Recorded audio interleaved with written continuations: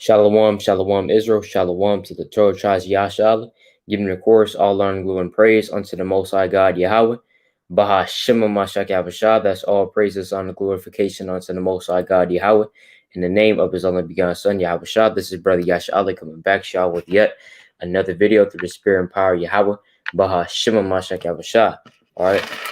Lord willing, you're enduring in this thing, right? Doing everything that you can for this truth, for the ultimately for the Most High. All right. Shalom, shalom. So I'm gonna get straight into this. I don't mean make this too long, but we'll see. You know how the Lord said, "The wind bloweth as it listeth." Listen. All right. In the book of John, chapter 3. All right. So we will see. But basically, this is going into, as you can see from the title, the word of the Most High endure forever. Right. The words of the Most High endures forever, because we know that we're living in the end times, right? How do we know that? Based off the signs. Let's go to the book of Jude real quick. Salaki. Go to Jude. It's the book of Jude, chapter 1 and verse 18. It says, "How that they told you there should be mockers in the last time who shall walk after their own ungodly lusts. These be they who separate themselves sensual, having not the Spirit." So in these last days, there's mockers of the truth. There's people that mock us, people that, you know, when we're out in the highways and byways, they're mocking us and they're making fun of us, right? They may be taking pictures and laughing, and we look like fools out there. You know what I'm saying? We may look like fools making videos, right? They may even call you a fool, right? They're trying to deride us, trying to get on us, right? Like it says in the book of 1 Corinthians chapter 4 and verse 10, "We are fools for Christ's sake, but ye are wise in Christ. We are weak, but ye are strong. Ye are honorable, but we are despised." And so, you know, we have become fools for Christ's sake, right? And, you know, there's people that mock us, you know, there's people that mock the prophets, right? And that's how we know that we're living in the end times. Let me get another precept real quick. You know, the Lord said in the book of 2 Ezra, chapter 9, that you have to measure thou the time diligently within itself, right? So that you may know what time that you're living in. Let's go to the book of 1 John, all right? 1 John chapter, I want to get this precept real quick. Block it. Hereby we know. Block it. I want to get this precept real quick. This is the book of 1 John chapter 2, right?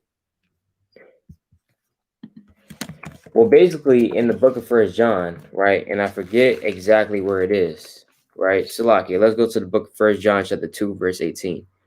Right, okay, come on, all praises. It says, "Little children, it is the last time." So so the author of the 1 John is literally saying that it's the end time right now, right? And that was 2,000 years ago. So it's definitely the end times now. "Little children, it is the last time, and as ye have heard that that Antichrist shall come, even now are there many antichrists, whereby we know that it is the last time." That's how we know that we're living in the end times, because there's a lot of people that deny Mahashiach Yahushua, right? Antichrist is not going into some demon that's going to come and fight against Christ and all the Christians. That's not in the Bible, right? It's talking about people that are against Christ, because we know that anti is a suffix in the English language, right? A suffix is basically a thing that you put in front of a word, right? And anti means what? To be against. So if you are teaching that the laws are done away with and you don't have to keep the laws, you are literally an antichrist, because you're denying Mahashiach. It says even in the law, Deuteronomy chapter 18, verse 18, for you to believe on Mahashiach Yahushua. So how can the laws be done away with? You're literally denying Christ, right? You're literally against Christ, right? So antichrist could be anyone that is just against Christ, especially those that do not believe that Mahashiach Yahushua has come into the flesh, right? But let's keep going, right? So we're living in the end times. We're living in the end times. And so let's go to the book of Matthew chapter 24 and verse, right? Matthew chapter 24 and verse 35. It says, heaven and earth shall pass away, but my words shall not pass away. So heaven and earth is going to pass away, right? Meaning what? This rulership, this kingdom that we're in right now is going to pass away. All these various kingdoms, right? And rulerships and power structures, all of that is going to be done away with, right? And it's going to pass away. Heaven and earth shall pass away, but my words shall not pass away. The words of the Most High, right? That's never going to pass away. It's going to endure forever. Let's go to the book of Isaiah chapter 40, verse 8. It's the book of Isaiah chapter 40 and verse 8, right? I'm going to start at verse 7. Isaiah chapter 40 and verse 7. The grass withereth, the flower fadeth, right? I'm going to start at verse 6, right? It says, the voice said, cry, and he said, what shall I cry? All flesh is grass, and all the goodliness thereof is as the flower of the field. So all flesh is as grass, okay? Because men in the scriptures are referred to as a lot of things, like sheep, right? Various precepts. Men are referred to as sheep. In the book of John chapter 10, Yahweh says, other sheep I have, which are not of this fold. And it's mainly talking about the northern kingdom, right? But he's talking about people. He's not talking about literal sheep, right? When you go to the book of Matthew, real quick, let's go to the book of Matthew chapter 7, right? The Lord describes certain men crept in unawares as wolves, right? Let's go to the book of Matthew chapter 7, verse 15. Beware of false prophets, which come to you in sheep's clothing, but inwardly they are ravening wolves. So the Lord said, beware of false prophets, because they're going to come to you in a docile manner. They're going to come to you with comfort. They're going to come to you in stability, right? If I'm saying that right. Basically being subtle and being deceitful and crafty. And so they're going to come to you like a sheep, because a sheep is harmless, right? A sheep is harmless. A sheep is one of the friendliest animals, right? So the Lord said, false prophets are going to come to you in sheep's clothing like a sheep, but inwardly, they're like a wolf, right? The Lord literally referred to men as wolves. So men can be referred to as creatures as well as trees, right? Let's go to the book of Psalms. Hey, this Bible, it's a lot of mysteries and parables in, let's go to the book of Psalms, chapter 92 and verse, 90, Psalm chapter 92 and verse 12. It says, the righteous shall flourish like the palm tree. He shall grow like a Khadar in Lebanon. You see that? So the Lord said the righteous is going to flourish like a palm tree. So the Lord likens men unto trees as well. Okay. And in this case, it'll be grass. When you go to the book of Revelation, right? Let's go to the book of Revelation chapter. When you go to Revelation chapter 8 and verse 7, it says, right? Is this the part where it says grass, right? Revelation chapter 8 and verse 7, it says, and the first angel sounded, and there followed hell, and fire mingled with blood, and they were cast upon the earth, and the third part of trees was burnt up, and all green grass was burnt up. You see that? All the green grass was burnt up. It's not going into literal grass, right? It's not just going into literal grass, because we know that in Job chapter 11 and verse 6 on down, that the secrets of the Most High, they're double to that which is. So scriptures can have twofold, threefold, fourfold, right? The scriptures are really deep, and not everybody can understand it. So the green grass in this case will be not just the green grass that we see on your lawn, or when you go to a house and you see the green grass. It's more so going into the people, right? Because we know that these missiles, they're going to be aimed at people. They're not going to be the missiles because this is a missile, right? When it says Salakia, right? The fire mingled with blood. When you read that precept, it says, and there followed hell, and fire mingled with blood, and they were cast upon the earth. It's going into a missile, right? It's going into a missile hitting these various nations. and burning these certain people of the nations up. All right. It's not just going into literal grass and literal trees. All right. Because that's why you got to go through the precepts. Okay. That's what we're reading in Isaiah right now. All right. Let's go back to that Isaiah chapter 40. Right, Isaiah chapter 40 and verse 6, right? Then the voice said, cry, and he said, what shall I cry? All flesh is grass, and all the goodliness thereof is the flower of the field. All flesh is grass. So now we understand that this parable more so, or this analogy, or this parable or dark saying, when it talks about grass, is actually talking about people. Verse 7, the grass withereth, the flower fadeth. Right. People are going to perish, right? People are going to die, right? They're going to pass away. The grass withereth, the flower fadeth, because the spirit of the Lord bloweth upon it. Surely the people is grass, right? The Lord can just blow in a metaphorical sense. The Most High can just blow you away easily, right? How easy is it for even for us just to go like that, just exhale oxygen out of your lungs like that? To do that, it's easy. You know how the Lord said, right, when you go to the book of Sirach, right? It's the book of Sirach, chapter 10 and verse 9. Why is earth and ashes proud? We're likened unto earth and ashes, you know, and with earth and ashes, right, and dust and ashes, like it says in the book of Genesis, Abraham said that he was dust and ashes. With dust and ashes, you can easily blow that away, you know, just with one breath, you can easily blow that away, right? And so even with grass, you know, with grass, you could just mow it down easily, right? And just cut it down. The grass is not going to do anything. So are we in the Most High's sight. The Most High can just easily cut you down, right? The grass withereth, the flower fadeth, but the word of our God, Slaki, Isaiah chapter 14, verse 8, the grass withereth, the flower fadeth, but the word of our God shall stand forever. So the word of the Most High is going to stand forever. That's what's going to stand forever, right? That's what's going to stand forever. This nation is not going to stand forever. Talking about America, Babylon the Great. It's not going to stand forever. You know, China is not going to stand forever. Russia is not going to stand forever. Nothing else is going to stand forever, but except for the word of the Most High and the things that contain it, right? Like, for example, Daniel chapter 7 and verse 18, it says that the saints shall take the kingdom and possess the kingdom forever and ever, even unto forever, right?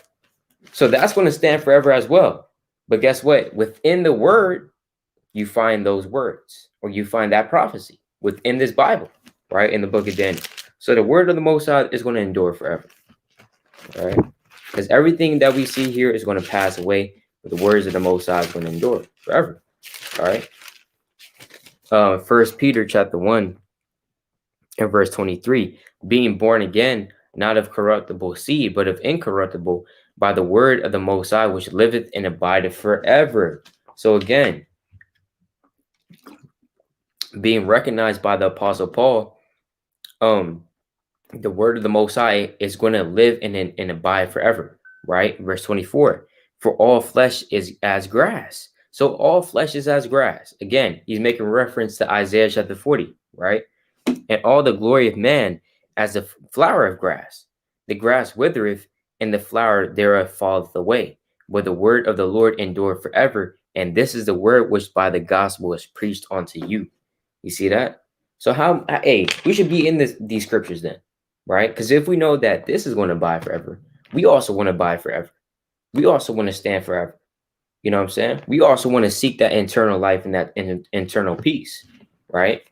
Like it says, Second Ezra chapter, right? Or Slakia. Let me get the book of Hebrews real quick first, right? Let's go to the book of Hebrews, right? And then we might go to Second Ezra. But this is the book of Hebrews, chapter 13 and verse 14. For here have we no continuing city, but we seek one to come. Right here, we don't have any continuous city. We don't have a city. What does that mean? A kingdom, a nation for us. Because this is not our rest right here, right? This is not our rest. We don't have any a continuous city for us. Where is New Jerusalem at? right here, right? Where is the place of our refuge here in this world? There's nowhere we can go where we're not going to be constantly oppressed and trodden down by the heathen and worry about Slacky and worry about being under the curses. You know, there's no place on earth where we can escape these curses, right? Because Slacky, let's get that in the law real quick. It's the book of Deuteronomy, chapter 28. Deuteronomy chapter 28, right? And verse 25, right? Slacky, I don't want 25. Let me get 45, right? Moreover, all these curses shall come upon thee and shall pursue thee. What does it mean to pursue something? It means to chase after it. So it doesn't matter where we go on this earth, right? In these kingdoms right now, because all these curses are still going to be upon us. There's nowhere else to go except for the kingdom, and the kingdom has to be established on earth, right? By Yahweh Bahashim Yahweh Shah. It says, moreover, all these curses shall come upon thee and shall pursue thee and overtake thee till thou be destroyed, because thou hearkenest not unto the voice of the Lord thy God, to keep his commandments and his statutes, which I command thee this day, right? And they shall be upon thee for a sign and for a wonder upon thy seed forever, right? Because thou servest not the Lord thy God with joyfulness and with gladness of heart for the abundance of all things. You see that? So wherever we go, these curses were going to be upon us for a sign and for a wonder, and was going to follow us forever, right? Forever just meaning for a long time. But let's go back to this, right? Let's just go back to this. All right. It's the book of Hebrews, chapter 13, verse 14. For here we have no continuing city, but we seek one to come. So we seek the kingdom. That's what that means. We seek the kingdom to come, because that's going to be established forever, right? But in order for us to get into the kingdom, in order for us to know, right? In order for us to know how to get into that kingdom, we got to be studying this word, right? We got to be studying this word. And first and foremost, you know what I'm saying? It has to be revealed onto you. Because we know in the book of Matthew, chapter 7, a lot of people, they're going to be in the wrong direction, right? That's why you got over 2 billion Catholics, right? It's the book of Matthew, chapter 7, and verse 13. Enter ye in at the straight gate, for wide is the gate, and broad is the way that leadeth to destruction, and many there be which go in thereat, right? How come they don't know, right? How come they don't know the straight and narrow way, right? Because let's keep reading. Because straight is the gate, and narrow is the way which leadeth unto life, and few there be that find it. There's few that be that find the true path, man. It's not impossible to find, right? But the Lord has to reveal it onto you, you know? It's not impossible to find, because there's few that actually find that path, right? And in Second Ezra chapter 7, you know, Ezra even talks about that through the Spirit, right? But straight is the gate, and narrow is the way that leadeth unto life, and few there be that find it. In order for you to find it, it has to be revealed onto you, right? But nevertheless, we got to be studying this word, because in this word is found the secrets and mysteries of the kingdom, right? So we got to be studying this word, all right? Because the word of the Most High is going to endure forever. It's never going to pass away. You know what I'm saying? So come.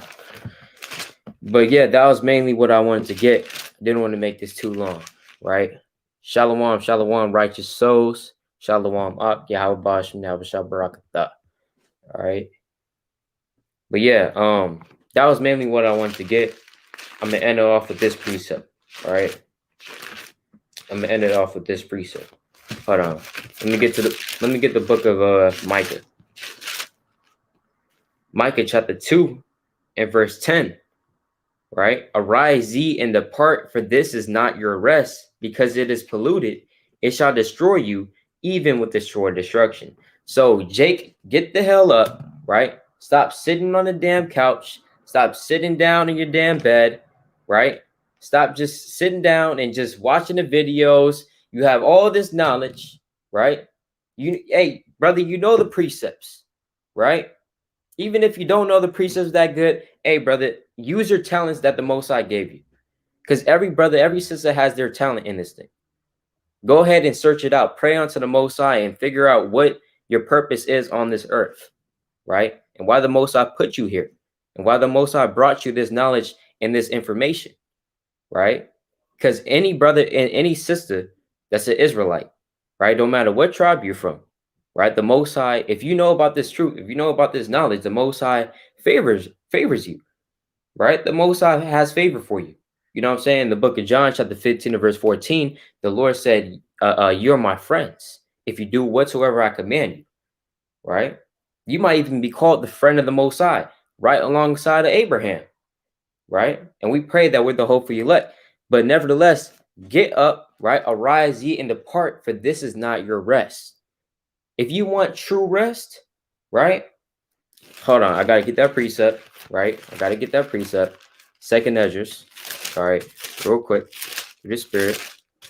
Second Esdras chapter 8 and verse 52. For unto you is paradise open. The tree of life is planted. The time is to come is prepared. Plentiness is made ready. A city is builded. See that in the Hebrews chapter 13? That's the city that we're waiting for, right? New Jerusalem. A city is builded and rest is allowed. Yea, perfect goodness and wisdom. So if you really want that true rest, right? Because, you know, when you go to the book of Hebrews chapter 4, right? I know I said I was going to close out, but, you know, hey, the Spirit, you know, if you really want that true rest, right? Because here we don't get any rest. Hebrews chapter 4 and verse 1. Let us therefore fear, lest a promise being left us of entering into his rest, any of you should seem to come short of it, right? Meaning, look, let us therefore fear who? Fear the Most High, so that we may enter into that rest. Verse 11. I'm skipping on to verse 11.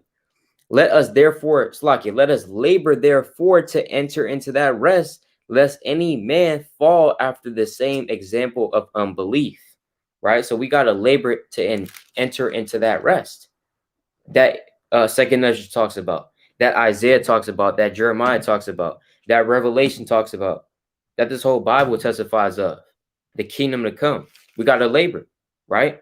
Get up, because this is not your rest. Stop binge watching the Netflix. Stop binge watching the NFL. We got some work to do, right? So with that, I'd like to give all honor, glory, and praise unto the Most High God, Yahweh. Do so in the name of his only begotten Son, Mahashiach Yahweh Shah. Right, this is your brother Yasha Allah. Shalom. Kwam Yasha Allah.